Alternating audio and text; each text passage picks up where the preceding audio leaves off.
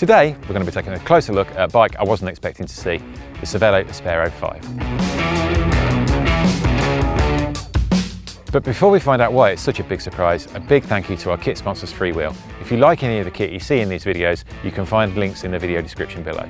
As always, don't forget to subscribe and click the bell icon for more independent reviews from BikeRadar. When Cervélo launched the original Aspero back in 2019, I was hugely impressed with its on and off-road speed. As you'd expect, coming from a brand like Cervélo, they designed it as a pure gravel racing machine. This is not a bike for bikepackers or tourists. So when we got wind of Cervélo's forthcoming new gravel bike, we all expected Cervélo to have gone down the versatile, adventurous route. After all, they had their gravel race bike with the Aspero already. Instead, and somewhat surprisingly for me, they've doubled down with the Aspero 5, which is basically an even more focused, faster version of the Aspero. With the introduction out of the way, here are the things you need to know about the Aspero 5. The frame set is 10% lighter and it's claimed to shave 22 grams of drag over the standard Aspero. It also has integrated frame protection, which saves the down tube from rock and stone strikes. Unfortunately for all you cable lovers, it's an electronic only design. This may be a frustration for some, but as a pure race bike, keeping all the cables hidden was deemed important by Cervélo. As you'd expect, this also means you get fully internal brake hose routing. There are 3 models to choose from, with either SRAM Force Axis, Red Axis or Shimano GRX Di2.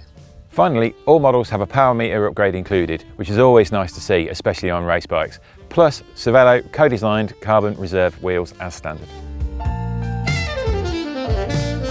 Now, the original Aspero wasn't exactly backwards when it comes to aerodynamics, but the 5 is claimed to take these elements to the next level whilst bringing a much more holistic approach to the complete bike design. It's great to see the 5 retain the original trail mixer fork. This is a really neat design, which means the handling should feel the same even when you switch between wheel sizes and tyre widths. At the dropout, there's a switchable insert in place of a standard through-axle dropout. This can alter the position fore and aft by 5mm horizontally. So a bike running a relatively slender tyre on a 700cc wheel will have the same character and the same handling if you're running a 650B wheel with a big 2-inch plus tyre. The fork offset changes depending on what size bike you have, and this is to make sure you have no tyre overlap issues and to keep the handling consistent across the sizes too. No self-respecting gravel bike would be complete without generous tyre clearances, and the Aspero 5 is no different. With a 700cc wheel, you can fit up to a 42mm wide tyre, and using the smaller 650B wheel standard, it grows to 49mm. The fittings on the 5 lean more towards fast gravel, with 2 bottle cages, a bento box mount on the top tube, and a removable front mech mount. You also get 3 bolts on the down tube in case you want to move your bottle cages around. This could be seen as a little sparse compared to the many mounts you'll find on some gravel bikes, but without sounding like a broken record, this is intended as a race bike. So Cervélo deemed those extra mounts surplus to requirements.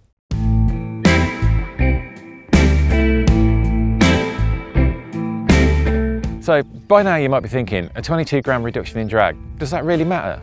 Does anyone really care about aero in gravel riding?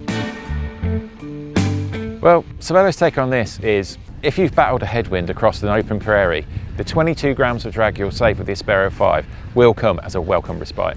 Most gravel racing is done without the benefit of a World Tour peloton or World Tour tactics, and when it's your nose in the wind all day, it's nice to know your bike's shouldering a little bit of the load.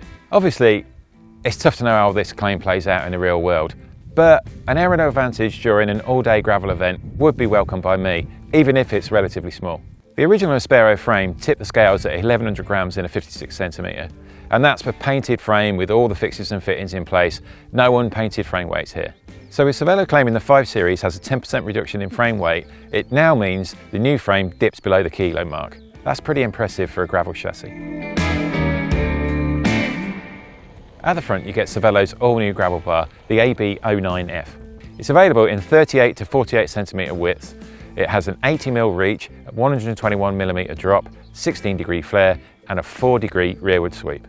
It also works in conjunction with the Alloy ST32 stem to route the brake hoses and the Di2 wires through the bar and into the stem. From there, they're routed down through the head tube and sit forward of the C-shaped steerer tube, in a channel that uses a guiding spacer above a traditional headset. This is a really similar design to the D-shaped steerer tube used on Cervélo's Caledonia 5 endurance road bike. The Aspero fit is pretty tunable, with the new ST32 stem available in lengths between 70mm and 130mm. If you want a lower or taller effective stack height, the stem can also be flipped, and the headset spaces are split, which makes it really easy to alter the stem height without having to disconnect the hydraulics. The Aspero 5 is very much a premium offering, and it's available with 3 build options. At the top you get SRAM red axis in a 1x configuration with a red axis power meter. Next is the 2x option, based around Shimano's GRX Di2. This comes with a 4i DS power meter. And completing the 3-bike lineup is the 1x SRAM force axis model, and this comes with the force axis crank-based power meter as standard. As you'd expect, these builds don't come cheap, and at the time of filming, the red axis version costs £10,799. The 2x Shimano GRX Di2 model will set you back £8,699, and finally the force axis model is £8,199. If you want to read more about bike prices, then we have an excellent article over at BikeRadar, and you can find it in the video description below. Now, this bike arrived just a couple of days ago, so for now Cervélo's claims are all we've got to go on. That being said, I was really impressed with the original Aspero, so I have really high hopes for the 5 Series as well. Rest assured, once I've had more time on it, you'll be able to find a full review on bikeradar.com and over on Cycling Plus magazine. But what do you think? Did Cervélo need another gravel race bike, or should they have made something more adventurous? As always, let us know in the comments. Thanks for watching, and don't forget to like and subscribe.